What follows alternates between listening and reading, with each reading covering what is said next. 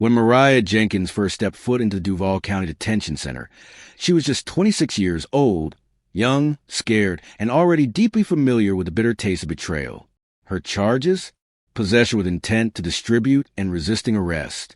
But her life before incarceration was far more complex than her rap sheet suggested. She had grown up in Jacksonville's West Side, a place riddled with boarded-up storefronts, distant sirens, and broken promises. Her father was gone before she turned 5. Her mother worked 2 jobs and still struggled to keep the lights on. Mariah had dreams once, to become a nurse, to get out, to build a different life. But when you're poor, black, and barely hanging on, dreams don't always survive the system. Inside, she kept to herself. She didn't join cliques, didn't talk back, didn't look anyone in the eye longer than necessary.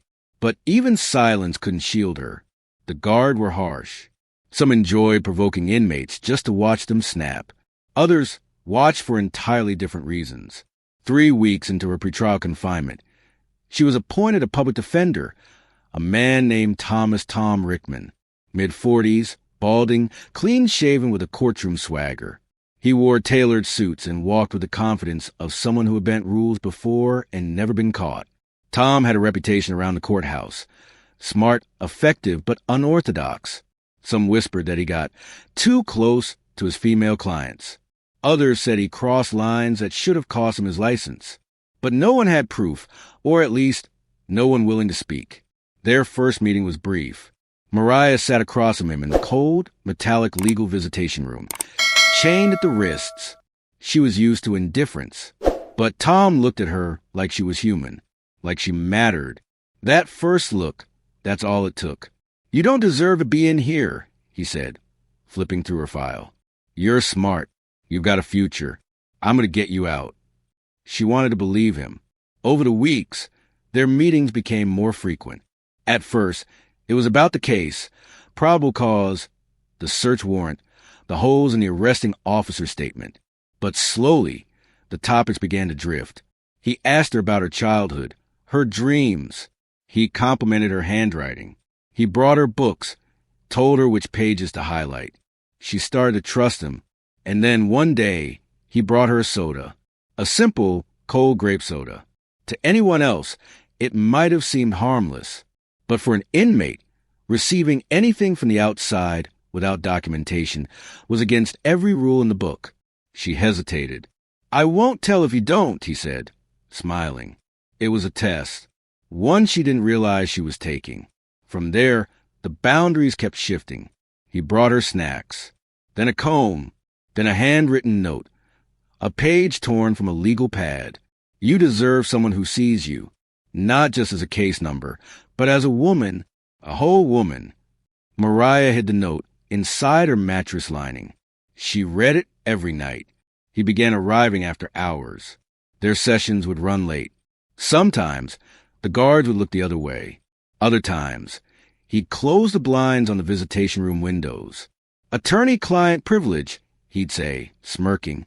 She started wearing lip gloss before their meetings. It wasn't love. It was something far more dangerous.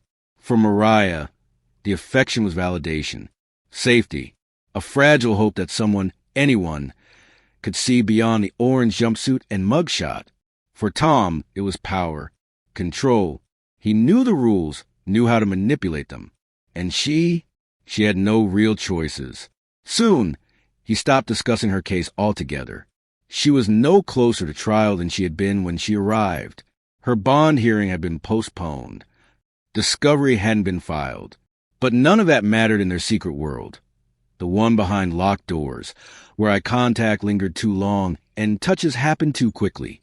Other inmates noticed. "Your lawyer real friendly, huh?" One whispered to her in the shower stalls. Mariah laughed it off. But the rumors spread like fire. Jealousy, curiosity, disgust. It all swirled around her. One inmate claimed she saw them holding hands. Another said he kissed her. The prison staff began to take note. But as long as nothing was caught on camera and no complaints were filed, Tom Rickman remained untouchable. Mariah started to write in her journal more often. Scribbled entries stuck behind the sink, in the binding of books, anywhere she thought no one would look. One page read, He says he'll take care of me. Says once this is over, we'll leave Florida. Start fresh. But why am I still here? Another entry, dated just 2 months later. He touched me again. I didn't say no. I couldn't say no. I don't know what's happening anymore. Her demeanor changed. She became withdrawn, sleep-deprived. She stopped participating in group therapy. When asked why, she said she wasn't feeling well.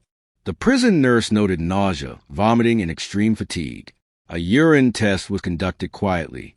The results were never officially filed, but word traveled fast inside. Mariah Jenkins was pregnant, and only one man had access to her. The walls of Duval County Correctional Facility were thick with secrets, but even concrete couldn't muffle what was now unmistakably spreading. Mariah Jenkins was pregnant, and the father, as every whispering block seemed to agree, wasn't another inmate. It was her lawyer. The first guard to confront her did so with a crooked grin and a voice laced with mockery. "Hope he's going to represent you in family court, too," he said, loud enough for everyone in the hallway to hear. Mariah kept her head down, but inside, the truth clawed at her ribs. It had been 4 months since her first meeting with Thomas Rickman. For months since he first offered her that grape soda. For months since her heart began confusing manipulation for care. And now her body carried the evidence of everything they had both tried to hide. At first, Mariah didn't believe it. She told herself the fatigue, the nausea, the strange cravings were from stress, poor food, sleepless nights. But the moment she saw her reflection in the cracked prison mirror, her face softer, her stomach subtly rounded, reality slammed into her. She was going to have a child. And in a place like this, pregnancy wasn't a miracle. It was a sentence of its own. She tried to keep it quiet. But inside prison walls, silence is a myth. Inmates began to watch her more closely. Some showed sympathy. Others sneered. A few seemed oddly protective, like they knew the danger of what she was carrying. Not just a baby, but a scandal powerful enough to bring careers crashing down. Tom didn't visit for nearly 2 weeks after she found out.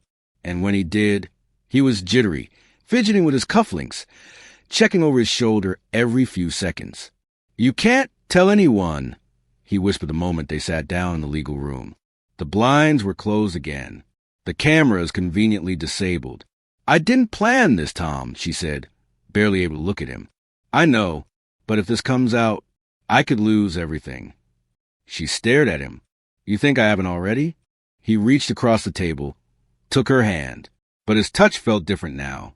Not comforting, calculated. "Just let me figure this out. I can get you moved. Somewhere quieter. Somewhere safer. I just need time." But time was something Mariah no longer had. Her body was changing faster than secrets could be buried. Her case had stalled. Her hearings indefinitely delayed. It was as if someone had hit pause on her life, except for the one part that couldn't be ignored. She began filing sick calls, requesting to see medical staff. But each time, her name mysteriously disappeared from the schedule. When she finally was seen, the nurse barely made eye contact. No official pregnancy test. No prenatal vitamins. No follow-up. That's when she knew. This wasn't negligence. This was deliberate. Someone, maybe many someones, wanted her condition erased before it became undeniable. Tom's visits grew less frequent, and when he did show up, he was distant, guarded, wearing the same smile he gave judges and opposing counsel. Gone were the soft words, the books, the promises. Now it was logistics, damage control. "You need to stop talking to other inmates," he told her one afternoon, his tone cold. "They'll twist things." "They're not the ones who got me pregnant," she snapped. He stood up suddenly. "Don't say that. Don't ever say that out loud." Mariah didn't flinch. "You said you cared about me." "I do." "No, you cared about getting away with it." He looked at her like she was a stranger, and maybe in his mind, she was no longer the quiet, grateful client who scribbled journal entries about him at night. Now she was a liability, a ticking clock. When he walked out that day, he didn't say goodbye. That night, Mariah confided in her bunkmate, a weathered woman named Tasha, who had done time in 3 different states. Tasha was tough, sharp, and more maternal than anyone Mariah had known. He's going to make this go away, Mariah said, voice trembling. I can feel it. They're all working together. Tasha nodded, her face grim. Then you need to make a record, a paper trail. Now! The next day, Mariah wrote letters. One to her mother, one to an old teacher, one to a legal advocacy group she'd heard about on the news. She couldn't send them through the usual channels. Too risky. So she paid a kitchen worker a handful of commissary ramen packets to smuggle them out. She hid a copy of each letter inside her Bible, behind Psalm 91. She also began documenting everything in her journal. Each day, she wrote down what she ate, how she felt, who visited her cell, what guard said. She listed every time Tom came, every item he brought, every word he used to make her believe she was more than just a case file. The entries grew darker as the weeks passed. He hasn't come back. I think he's gone for good. The nurse said I was making it up. I don't think they'll let me have this baby. Last night, I heard the guards outside my door, laughing. One said, she'll be gone before anyone finds out. The mental strain began to take its toll. Mariah stopped eating. She started hallucinating. She told Tasha that her dreams were haunted, not by Tom, but by the child she wasn't sure she'd ever get to hold. In the final journal entry found after her death, dated only 3 days before she died, she wrote, I trusted him. I thought he saw me, but he saw a girl with no voice, no power. He thought I'd disappear. Maybe I will, but if anyone finds this, please know I was more than his mistake. I was a mother. Mariah Jenkins was 6 months pregnant when she was moved in the middle of the night. No explanation, no paperwork, just 2 correctional officers with blank faces and stiff movements, waking her from a restless sleep and ordering her to gather her things. Tasha, her cellmate, tried to protest, but they ignored her completely. One guard muttered, administrative transfer, and that was all the justification anyone gave. She was led down a dark corridor with no surveillance cameras, an area inmates called the Black Wing. A narrow, windowless hallway used for inmates who needed to disappear. Mariah didn't know it then, but this would be her final transfer. Her new cell was solitary confinement. No cellmate, no toilet privacy, no clock, just 4 cracked walls, 1 flickering light overhead, and a slot in the door for meals. It was cold, far colder than any other unit in the facility. The mattress was torn. The sink spat brown water. There was no mirror. She pounded on the door for hours that first night, screaming that she was pregnant, that she needed medical care, that this was a mistake. No one came. The official records would later state she was placed in isolation due to erratic and aggressive behavior, citing alleged altercations with other inmates, none of which had been documented before. Her medical requests vanished from the logs. Her journal, hidden in the lining of her old mattress, was never recovered. Tom Rickman stopped visiting altogether. What Mariah didn't know was that her pregnancy had triggered a quiet emergency among the facility's administration. If the truth came out that a state-appointed attorney had impregnated a client, it wouldn't just be a scandal.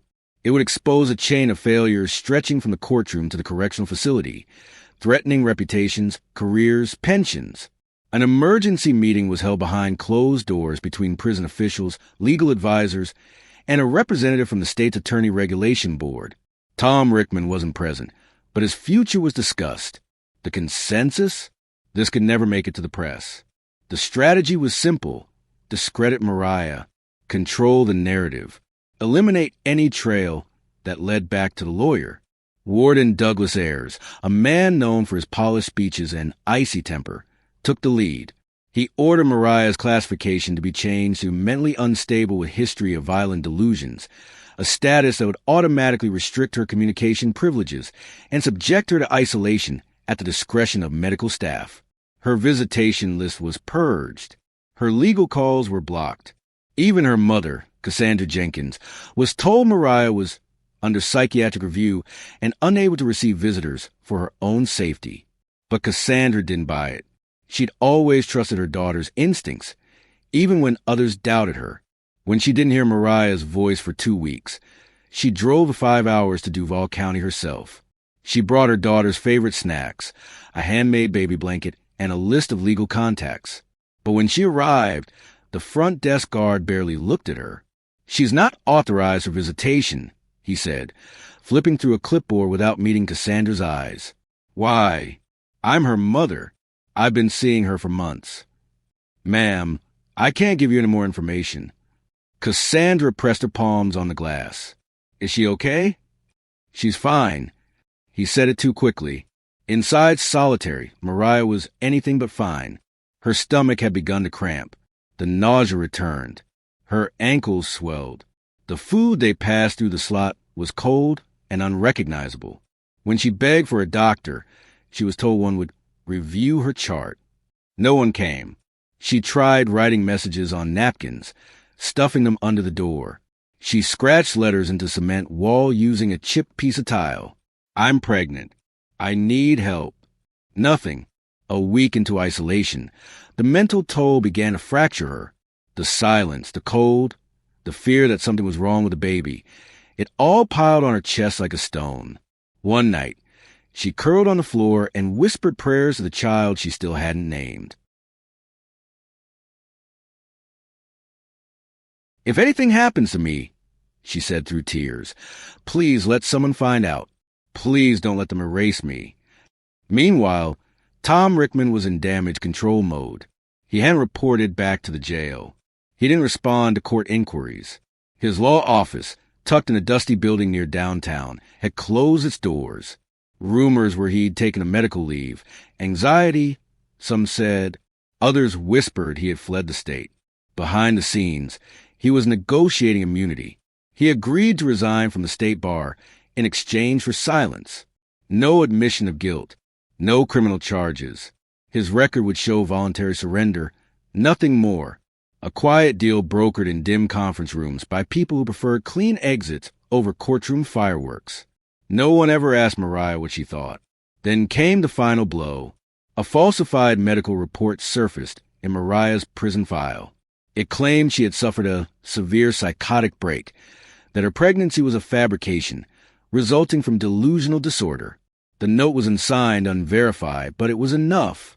Enough for the prison to justify full restriction. Enough for officials to explain her absence. Enough for them to write her off completely. Cassandra Jenkins received a letter that week. It was cold, clinical, and stamped with the prison seal. "Due to the mental health needs of your daughter, Mariah Jenkins, we are limiting contact to ensure her treatment proceeds without disruption. Visitation is suspended indefinitely." Cassandra called every number on the letter. No one answered. And then silence. No more letters. No phone calls. No medical updates. Mariah's name faded from daily rosters. Her former cellmates were warned not to ask about her. Guards who'd once joked at her expense now avoided her entirely, as if her very name had become radioactive. Inside that solitary cell, 6 months pregnant and vanishing by the hour, Mariah still held hope. Hope that someone would speak up, that the letter she sent, or tried to send, had reached someone, that her mother would come. That Tom, despite everything, would at least acknowledge what he had done. But the walls had closed around her like a tomb. She was out of sight, out of mind, and soon out of time. It was a quiet Sunday morning when the call came in. 7:42 a.m. The Duval County Correctional Facility medical team was summoned to cell A-103 in the solitary confinement wing. The report: inmate unresponsive. By the time they arrived, Mariah Jenkins was already cold. No CPR attempt was made. No resuscitation equipment brought in. The attending nurse scribbled 4 words on the first incident report. DOA. Possible suicide. Hanging. The news swept through the prison in hushed tones and stunned silence. Inmate deaths were not unheard of, but this felt different. This was calculated. Chilling. Only hours before, several inmates in the adjoining cells claimed to have heard a scream echo down the corridor. A loud crash, metal against metal, followed by absolute silence. When they pounded on their doors to alert the guards, no one came. They waited. One inmate later said, "Like they wanted us to forget we heard it." By 10 a.m., the official narrative was in motion. A press release was drafted stating that Mariah Jenkins, age 26, was found deceased in her cell, an apparent suicide. No foul play suspected. The prison offered their condolences to the family and assured that appropriate investigations were underway. But behind that tidy statement was a web of contradiction, fear, and a desperate cover-up beginning to unravel. The scene in Mariah's cell was sealed for nearly 2 days before anyone outside prison staff was allowed access. The few internal photos that leaked showed a torn bedsheet tied around a vent pipe, but the angle was odd, the knot clumsily tied. There were bruises on her wrists, defensive cuts on her knuckles, blood near the wall, none of which aligned with a standard suicide profile. And yet, no autopsy was immediately ordered. Her body, already beginning to decompose due to improper refrigeration, was fast-tracked for cremation. No explanation. No family consent. No last viewing. Cassandra Jenkins, Mariah's mother, received a call around 11:12 a.m., a flat voice on the other end. No apology, just an icy confirmation. Your daughter passed away this morning. We're sorry for your loss. What happened? Cassandra demanded, already breathless. We believe it was suicide. Suicide? She was 6 months pregnant. There was a pause. There's no record of a pregnancy, ma'am. That silence after the lie. It echoed louder than the words. Cassandra drove to the facility that same day. When she arrived, no one would speak with her in person. She waited in the parking lot for 4 hours, clutching the blanket she planned to give Mariah's unborn child. The guard at the desk finally emerged and handed her a manila envelope with her daughter's name scribbled in blue ink. Inside was a single sheet. Deceased. Custody transferred to state medical examiner. No answers. No explanation. No closure. That night, Cassandra called every local journalist she could find. She contacted legal aid groups, civil rights organizations, anyone willing to listen. Most didn't call back. A few did. But when they requested Mariah's medical records and visitation logs, the prison claimed the files were misplaced during a system update. Her pregnancy? Never documented. Her mental evaluations? Unavailable. Her letters? Gone. It was as if Mariah had been erased. But one person hadn't forgotten her. Tasha, the former cellmate, reached out to Cassandra in secret, using a prepaid phone passed through inmate hands. She spoke in a whisper from the back of a laundry truck. They killed her, Tasha said. I don't know how, but I know they did. She wasn't suicidal. She wanted to fight.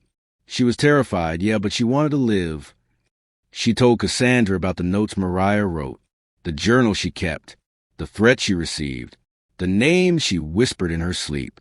She mentioned the last thing Mariah ever said to her. They're going to make it look like I did it to myself. Whispers began turning into murmurs outside the prison, too. A low-level medical tech, fired 2 days after Mariah's death, anonymously reported seeing bruises on the inmate's legs inconsistent with a hanging. A guard, speaking off record, admitted that surveillance footage of the solitary unit for the 12 hours before her death was mysteriously corrupted. Meanwhile, word broke that Thomas Rickman, the lawyer Mariah accused of impregnating her, had quietly resigned from the Florida State Bar and fled the state. The timing? Just days before her death. He had not been questioned, not even once. 2 weeks later, an internal memo leaked to a local blogger changed everything. The memo, sent from the warden to a senior Department of Corrections official, read, "If this gets out, we're exposed, not just Rickman, but everyone who signed off on the medical silences, the visitation blocks, the housing transfer. This ends now. Contain it." It was the first official proof of a coordinated cover-up. Within hours, the blog post went viral. The story was picked up by local news, then national. Pregnant inmate found dead. Was her lawyer the father? Florida prison accused of silencing scandal with attorney. Where's Tom Rickman? The public wanted answers, but the state offered none. Cassandra finally received a private autopsy report, the one the state had tried to suppress. The cause of death?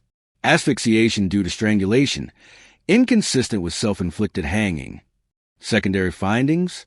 Visible bruising on arms, abdomen, inner thighs. And the most devastating confirmation, pregnant, estimated 26 weeks gestation. Her daughter hadn't taken her own life. She had been silenced. On the 1-month anniversary of Mariah's death, Cassandra stood outside the Duval County Correctional Facility with a photo of her daughter and a sign that read, "She was a mother. She was a daughter. She was more than their cover-up." Dozens gathered behind her. Former inmates, civil rights activists, mothers of other incarcerated women. Candles flickered in the Florida heat. Names were read aloud, not just Mariah's, but others who died under mysterious circumstances behind those same walls. It was no longer just about Mariah. It was about a system that had devoured her. In death, Mariah Jenkins became something she never got to be in life, undeniable. Her story, once muffled behind the sterile walls of Duval County Correctional Facility, had cracked the surface of public consciousness. Local outrage swelled into national fury. Her name was splashed across headlines. Her photo, smiling young with hopeful eyes, was broadcast on every major network. But behind that media frenzy was a mother still trying to make sense of the unthinkable. Cassandra Jenkins had buried her only daughter and unborn grandchild with no answers, no truth, and no peace. But if the state thought she would grieve quietly, they had tragically underestimated her. She hired a civil rights attorney within days of receiving the private autopsy results. His name was Leon Trevors, a seasoned fighter, the kind of lawyer who would spend decades dismantling systemic abuse brick by brick. He'd taken on police departments, state-run juvenile centers, and corrupt judges.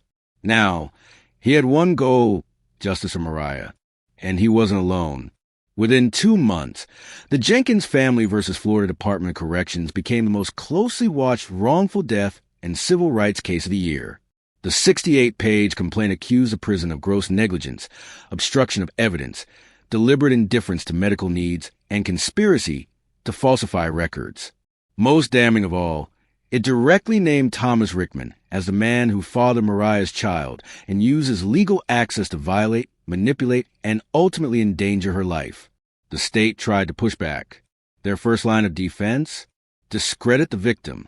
They leaked pieces of Mariah's past, her arrest record, juvenile history, and therapy notes from age 16. The narrative they pushed was clear. She was unstable, untrustworthy, a troubled inmate with a history of emotional disturbances. But it backfired, because for every line of attack, there were photos of Mariah at her high school graduation, testimonies from teachers who remembered her as bright and ambitious, friends who recalled how she used to bandage stray cats and volunteer at the local nursing home. A former probation officer even wrote a letter to the court stating she was redeemable, she was trying, and the system failed her long before it killed her. What hurt the state most, though, was the evidence they couldn't destroy. A partial copy of one of Mariah's letters to a women's justice advocacy group surfaced. The letter was dated just 2 weeks before her death. In it, she wrote, "I am pregnant by someone who should have protected me, but no one here will help. I'm scared they're going to hurt me, or make it look like I hurt myself. Please, please don't forget me if something happens." The ink was smudged, the bottom torn, but the plea rang clear. She knew. Meanwhile, the man at the center of it all, Thomas Rickman, had gone silent. Authorities tracked him to an apartment complex in Macon, Georgia, where he had been living under his middle name. When confronted by reporters, he refused to speak. But the public didn't need a confession. They saw enough in his absence, in the fact that he had never been questioned, never arrested, never held to the same standard as the girl he exploited. Eventually, Rickman was disbarred, but even that felt hollow. A man had impregnated a client in custody, vanished when her life was at risk, and walked away without handcuffs. The state tried to use his resignation as a scapegoat, a neat way to close the chapter. But the people weren't done reading. Cassandra and her legal team refused to settle quietly. They pressed forward with depositions, with leaked documents, with requests for body cam footage from the guards on duty that night. Each time the state delayed or redacted records, Leon Trevors called a press conference. And slowly, the walls began to crack. A nurse came forward, anonymous at first, claiming she'd been ordered not to document Mariah's pregnancy. Another former guard admitted that camera feeds were intentionally wiped on 2 occasions, both coinciding with late-night visits from someone who matched Rickman's description. The final straw came when a prison administrator agreed to testify under oath. In a recorded statement, he admitted there was a directive from the top to keep this quiet. We were told it was an institutional risk and that the girl wouldn't survive if the truth got out. That sentence reverberated to the courtroom like a gunshot. The trial never made it to a full jury. Under mounting pressure, the Florida Department of Corrections offered a historic $12.4 million settlement to the Jenkins family. But Cassandra didn't stop at the money. She demanded that the state also establish a Mariah's Law, requiring any physical contact between inmates and legal representatives be recorded and monitored, mandate pregnancy testing and documentation for all female inmates upon request, create an independent civilian review board for all inmate deaths classified as suicide. To the public's surprise, the state agreed. On the 1-year anniversary of Mariah's death, Governor Elena Price signed Mariah's Law into effect. In front of the cameras, she called it a first step toward rebuilding trust in a broken system. But for those who had followed the case from the beginning, they knew trust wouldn't be restored with a signature. Trust died in that solitary cell. Cassandra visits her daughter's memorial every Sunday. The grave is marked with 2 names, Mariah Jenkins, and below it, in smaller font, Baby Jenkins, unknown but loved. She brings flowers, sometimes balloons, sometimes just her silence. I told her once that she'd grow into something strong, Cassandra said in an interview. I didn't know it would happen like this. I would trade every law, every settlement, just to have her back. But I can't, so now I fight. Today, her fight continues. She tours college campuses and prison reform conferences, speaking about the abuse of power, about what happens when a woman has no one watching. She's turned her grief into purpose, her loss into fuel. Mariah's story is now taught in criminal justice classes across Florida, not as a tragic anomaly, but as a warning, because Mariah Jenkins was not the first. And if no one speaks, she won't be the last. Mariah Jenkins never got a trial. She never got a voice. But today we speak her name, because silence in the face of abuse is complicity. If this story moved you, don't let it disappear. Like, share, subscribe, and most importantly, keep asking questions, because behind every prison wall, there are stories still waiting to be told. And here at the Family Crime Exposed, we're committed to telling them.